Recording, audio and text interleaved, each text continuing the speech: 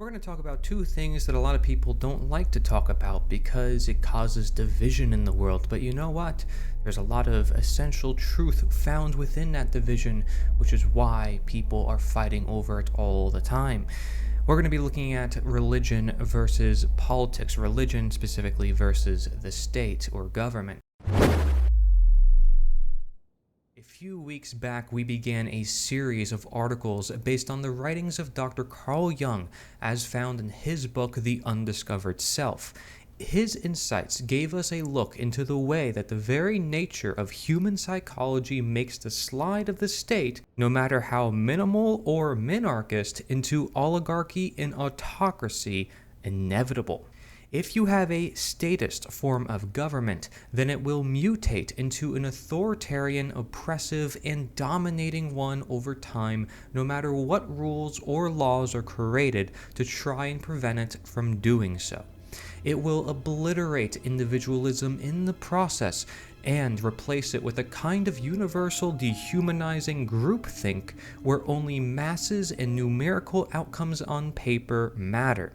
The state's values are always justified through manipulation of statistics and scientific information, which allows it to portray itself as logical and rational, and any others as illogical and irrational, thereby justifying the suppression of meaningful dissent as it is irrational or crazy and reducing the individual to a piece of datum in a collective, not a person with thought and feelings, hopes and dreams, life and liberty. Building on these previous articles, we will use Dr. Jung's observations and insights into the human psyche in order to explain why the described operation of the state sets it at opposition to religion, to explain why religion and the state are always enemies to one another, and why the state always seeks to control, corrupt, or eliminate religion as one of the most important bulwarks against the state's total assumption of power.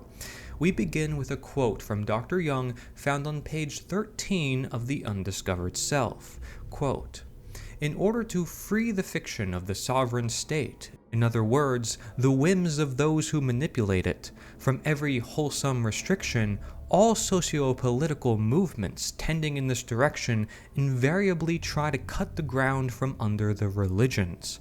For in order to turn the individual into a function of the state, his dependence on anything beside the state must be taken from him.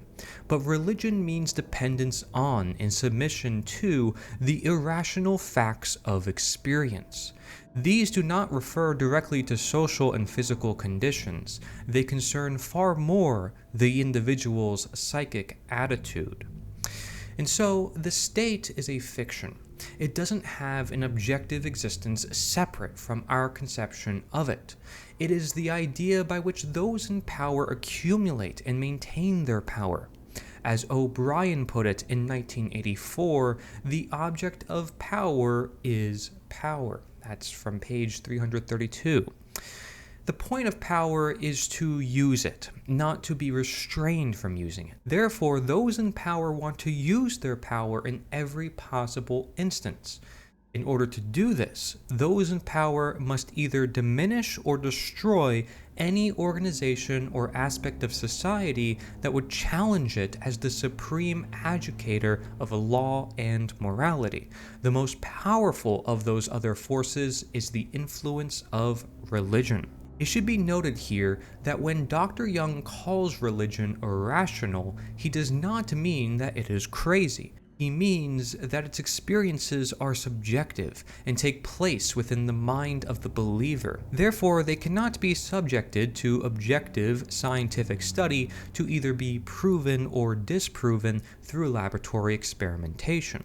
Irrational is not meant to be an insult because, as Dr. Jung explains elsewhere, the irrational interior experience of the individual is the true and authentic carrier of reality, as opposed to the non-existent man defined entirely by scientifically derived statistics.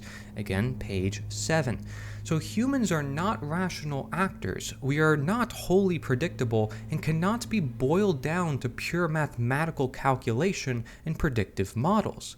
We are guided by experiences that defy such reductionist methods. Indeed, the most important parts of the human experience defy scientific calculation. The religious spiritual encounter with the divine is such an experience, often one that defies explanation, and which can only be comprehended by personal experience. Therefore, religion is irrational in that it defies scientific definition and cannot be reduced to easily defined categories, but that does not make it either fantasy, delusion, or crazy. Dr. Young continues, quote, "But it is possible to have an attitude to the external conditions of life only when there is a point of reference outside them. The religions give or claim to give such a standpoint, thereby enabling the individual to exercise his judgment and his power of decision. They build up a reserve, as it were, against the obvious and inevitable force of circumstances to which everyone is exposed who lives only in the outer world and has no other ground under his feet except the pavement. If statistical reality is the only reality, then it is the sole authority. There is then only one condition, and since no contrary condition exists, judgment and decision are not only superfluous, but impossible. Then the individual is bound to be a function of statistics, and hence a function of the state, or whatever the abstract principle of order may be called. The religions, however, teach another authority opposed to that of the world. The doctrine of the individual's dependence on God makes just as high a claim upon him as the world does. And that's from pages 13 and 14. And so religion provides a point of intellectual and moral reference outside of the reality we experience every day, outside of the realm of scientific statistics, which the state claims as the intellectual basis and justifications for all its actions.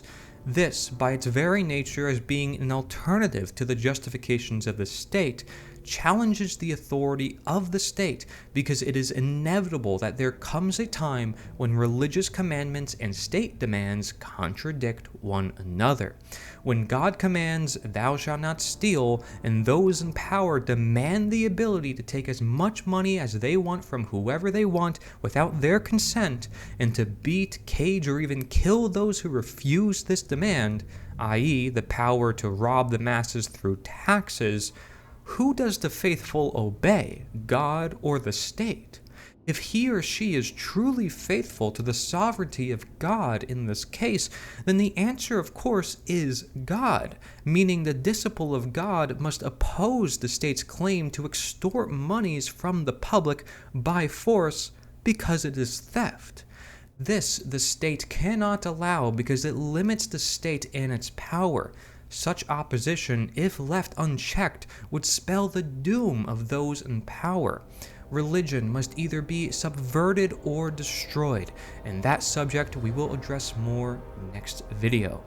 And so stay tuned, because this is going to be a whole new series on religion and its impact with the state, because we might say the state operates as a religion itself, in the sense that it has its own mechanisms that people look up to and they worship. They worship these people in power and they beg for permission to be free. They see this as the authority over their life that has the right to do things that they don't have the right to do. Supernatural abilities, may you say. Contradicting morality, telling people what morality is through writing it down and calling it law. We have a lot of questions concerning the state and its moral legitimacy, which I can put on the screen for you, and you have to ask these questions for yourself no matter what religion you come from. See, the problem with religion is often called essentialization. This is where we have division, where people claim they're the only way, people claiming this is how things must be done, so we have to launch a jihad, a crusade, and convert all these people. I'm hoping that you as an individual, you might be religious, but you don't believe in those things. The idea that violence is ever necessary, that we need a man-made government to enforce the will of God, because these two actually come to contradict one another. And as we see through the writings of all the different cultures and how they all teach the golden rule, would you want your money being stolen from you against your consent? Would you personally go to your neighbors and steal their money? Or do you have to hire some authority figures, some man-made authority that you build in man, and say they have the right to steal from others? Even though it's still theft, we're going to call it something else and call it taxation. It's nonsense.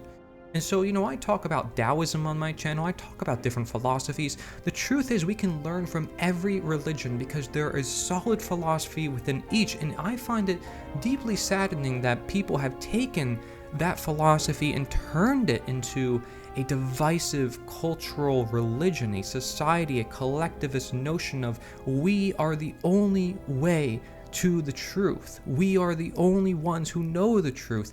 And there isn't truth in these other so-called religions. There isn't truth in these other philosophies. There isn't truth in what everyone is saying. There isn't a reason why people are passionate. People have upbringings of all different kinds. People come from all around the world. I am open to learning from everybody. I don't close myself off to one person or another, to one ideology or another, but nor do I identify with one or the other, because I'm trying to see the bigger picture. And that is what we must do if we objectively want to seek the truth. We must learn from everything. We must be willing to connect with our fellow man from no matter where they are in the world. And we do have to realize that ideology and certain mindsets and everybody having that mindset will make a big difference in this world. Take, for instance, you have the abolitionists from the 1800s. They were pretty religious, and they were arguing on the grounds that, hey, the Bible goes against slavery. There was a lot of people saying the Bible supports slavery. But because their argument basically came on top, everyone that was basically within that religion of Christianity at the time, they used their religion as the means to go against the government's authority, just as I described in this article. Now, if you want to learn a lot more about this and you want to read a lot more articles with a lot of sources, go to thelaterdayliberator.com, thelaterdayliberator.com, because the person who wrote the article that I read, his name is William H. Douglas, my fellow co-editor for the Liberator 2 News. This is a project that anyone can get involved with. You can send me your article, I'll turn it into a video for you. Get involved because we have a bunch of events and we're doing a lot of great things. You can also record a 1-minute clip and I will feature it on the channel for everyone to see. Speak your mind. If you care about truth, you care about freedom, I don't care where you come from. You have to recognize that truth is above man, and that man must obey truth, not man. This is slavery, this is government, and above that is truth, God, the supernatural, the intelligent, the grand architect, whatever you want to call it, the Tao. That's what we're looking for, philosophy, the higher truths in the world. And if you're with me on that, because we recognize not to stay divided or in our echo chambers or stuck in a box, then you really want to learn, and I encourage you to stay tuned for our next video. Thank you very much for watching. Go to theliberator.us, that's theliberator.us.